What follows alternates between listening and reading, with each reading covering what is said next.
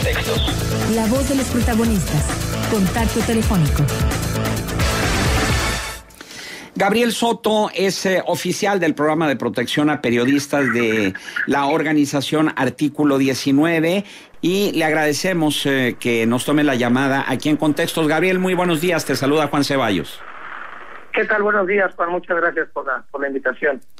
Y bueno, Gabriel, para conocer tu opinión sobre la amenaza de muerte que sufrió Álvaro Delgado, este periodista de Proceso, pero también sobre la situación de peligro que enfrentan los profesionales del periodismo en nuestro país, considerado a nivel mundial como una de las naciones más riesgosas para los periodistas. Pues sí, generalmente, bueno, en cuanto a lo de Álvaro Delgado, recibió algunas amenazas vía Twitter por algunas cuentas que parecen ser como bots, de estas que replican fotos tomadas por internet. Es grave que se le manden este tipo de amenazas a un periodista después de que hace exigencia la investigación de un caso de asesinato a otra periodista. Creo que este caso se engloba más como en estas situaciones de inculcar terror por exigir que se haga algo en un caso. Creo que ha pasado en múltiples ocasiones cuando se exige o se exige a las autoridades que reaccionen para investigar algo. Tenemos muchas veces determinados acosamientos a las personas que hacen estos actos. Creo que es una respuesta no natural, pero es una respuesta que más bien inhibe las exigencias y genera pues en verdad un Estado que impone su visión, que no es plural, no es democrático, y impone que las cosas no se puedan empujar o decir. Pues al final lo que pasó con Álvaro es una muestra, un indicador de que no hay libertad de expresión. Ahora, ¿cuáles han sido los resultados de este programa de protección a periodistas de Artículo 19, Gabriel? ¿Como programa? Como programa. ¿Cuánto numeralia?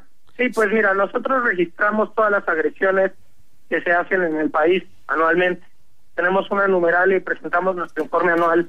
Y también damos protección a periodistas trayéndolos de otros estados o haciendo gestiones con gobierno o buscando hacer acciones legales para algunos periodistas, como podría ser acciones legales para que les den salud, como el caso de Pedro Canché, que lo dejaron 9 meses sin que pudiera recibir atención médica para su brazo. Y a partir de la intervención del programa de protección, el señor Canché recibió la salud que necesitaba del Estado. También hacemos la numeralia de datos de todo el registro que se hace de agresiones en el país, y creo que eso es muy útil porque nos retoman hasta de mismas instancias internacionales y de gobierno para hacer los análisis de riesgo que hay en el país. Creo que aparte de darte como datos de casos o generales, también hacemos visibilidad de la situación. Creo que no estaríamos hablando de los periodistas asesinados con esta importancia que se le da ya a nivel en México, si no hubiera instituciones como Artículo y otras muchas, claro está, que visibilizan el tema. Uh-huh. Gabriel, buenos días, te saluda Marcela Pámanes. Gabriel, para preguntarte, lo que está sucediendo especialmente en Veracruz después de la muerte de Anabel pone otra vez los reflectores, o mejor dicho, nunca se han ido los reflectores de Veracruz durante este sexenio de administración estatal. ¿Hay algún estado de manera particular, independientemente de Veracruz, donde el riesgo del ejercicio del periodismo sea mayor en cuanto a la cuantificación que ustedes han hecho de casos o atentados contra periodistas? Mira, en 2015 generalmente siempre era el Distrito Federal el que sale con la cifra más alta de agresiones, en el contexto de manifestaciones y cuestiones así, pero no eran agresiones tan letales como en Veracruz.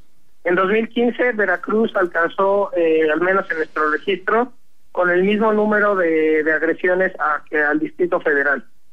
Otra cosa que nos da un indicador importante es que a nivel federal solo un estado ha sido acreedor de una alerta temprana por parte de Segov, y es Veracruz.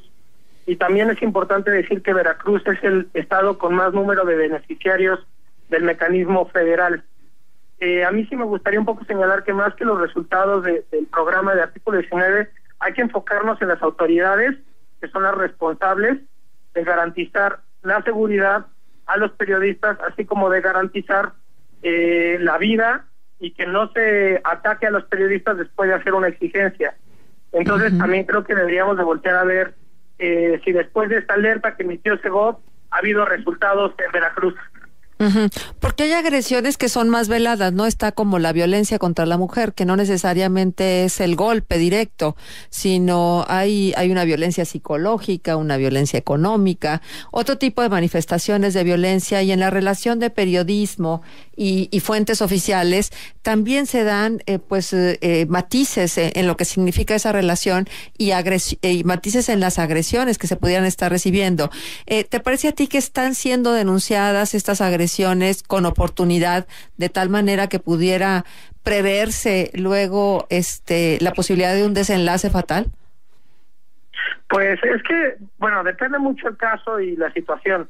Hay situaciones donde los periodistas pueden llegar a decir que hubo un ataque, hubo un seguimiento, un hostigamiento, y pueden realizar acciones preventivas que tal vez generen que se prevenga un ataque. En otros casos también existe un subregistro de agresiones, porque muchas veces los periodistas no confían en decir lo que les está pasando y prefieren bajar su perfil, dejar de escribir, autocensurarse, y también eso puede ser una forma de prevención del ataque.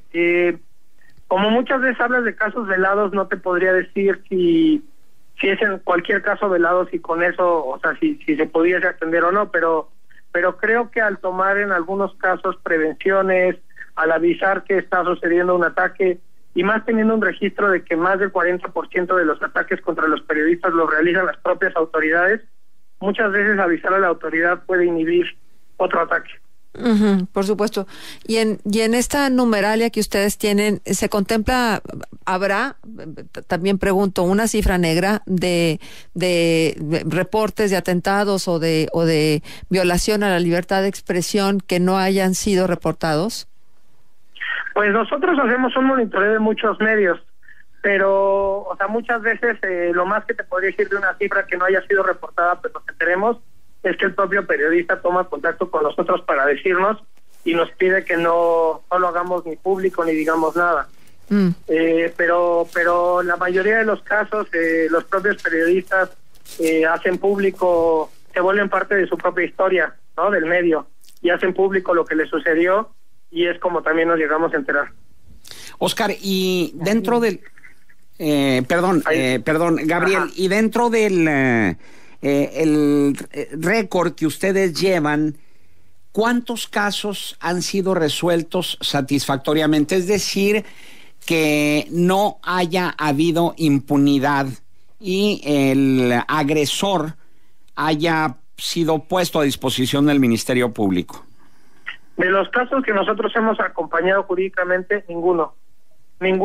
O sea, sí se han puesto a disposición del Ministerio Público, pero nunca ha habido una sentencia condenatoria en contra de un agresor, a pesar de que sea alcalde y se tenga reconocido, o a pesar de que se tenga reconocido al agresor. En ningún caso se ha obtenido sentencia culpando por las agresiones de tortura o de golpes, como le pasó a Edwin Canché, que lo torturó un alcalde. No se dan vueltas por su casa, pero no ha habido sentencia, y en otros muchos casos no ha habido sentencia. Entonces ha sido inútil completamente esta su Procuraduría para la Defensa de los Derechos de los Periodistas. Pues en cierto modo... Fiscalía, perdón. Que sí, es la Fiscalía especializada para los delitos contra la libertad de expresión, pero Fiscalía Especial. Pero podría decir en cierto modo que sí, al menos la Fiscalía subió en su número de presentaciones con el Poder Judicial, indició a más personas, las presentó más hacia juez, pero nunca ha habido una sentencia condenatoria. Bueno, pues entonces, sí, pues podríamos decir que sí, que no ha habido un avance en eso. Y en cambio sí subieron las agresiones. El año pasado registramos 397 agresiones, eso fue en 2015, y en 2014, que había sido el año con más número, fueron 324. Estamos hablando de que cada año crecen 60 agresiones. ¿Y a qué lo atribuyes tú, Gabriel? ¿A qué atribuyes que sea tan elevado el índice de impunidad y sobre todo que no haya un eco en la sociedad civil? Hemos visto las manifestaciones que se han realizado por agresiones a periodistas, y por lo general son manifestaciones de los mismos periodistas y manifestaciones de muy poca gente, donde no atrae la atención, digamos, de la sociedad civil en su conjunto. Pues bueno, es que hay muchas cosas a las que se le puede atribuir, ¿no? Yo creo que hay veces que la información, siempre hay una disputa de la verdad, porque generalmente hay una verdad que se dice, por ejemplo, desde nuestro lado lo que nos ha tocado registrar es que la mayor parte de las agresiones viene por parte del Estado, y yo atribuyo a que no hay un interés de que el Estado se autoinvestigue y se autolimpie para poder bajar las agresiones. También las agresiones crecen, por ejemplo, en contextos electorales, cuando hay pugnas de poder y se tiene que hacer una elección, las agresiones crecen radicalmente. El año pasado, en un día electoral, registramos tan solo en un día 30 agresiones a periodistas. Entonces, eso hace que crezcan muchas veces en estos contextos de agresiones. Y en cuanto a por qué la sociedad no reacciona, no te podría decir una respuesta totalmente clara. Yo creo que hay veces que es desinformación. También hay veces, creo que a nivel social existe la percepción de que el periodista trabaja para el poder y no para la ciudadanía, pero también hay muchos periodistas que sí trabajan para la ciudadanía, que dan información, medios que dan información útil a toda la ciudadanía. Entonces, yo creo que más bien es porque hay una pugna de la realidad y una desinformación. Bien, Gabriel Soto, oficial del Programa de Protección a Periodistas de Artículo 19, agradecemos tu atención para esta emisión de Contextos y seguimos en contacto. Muchas gracias. Buenos días.